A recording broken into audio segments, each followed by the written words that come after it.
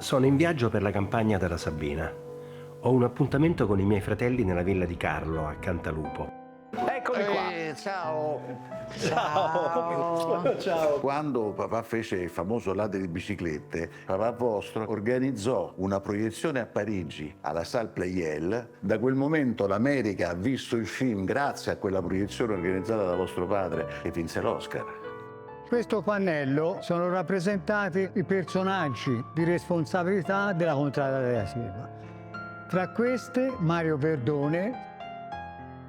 L'attenzione e la passione che lui metteva nel raccontare il futurismo, il dadaismo, sono stati per noi un'illuminazione.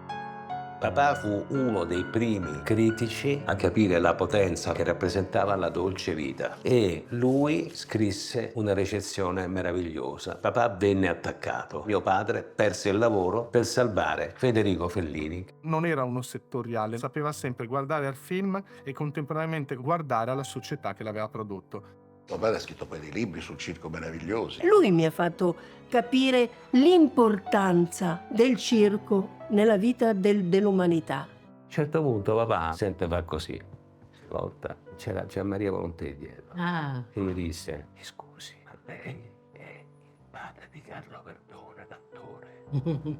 Papà prontamente disse: "No, è lui che è mio figlio." Segni Verdi è fatto di 3 righe e basta. Siamo tanti fili verdi, piccoli segni di un gioco. Il giocatore però non si vede.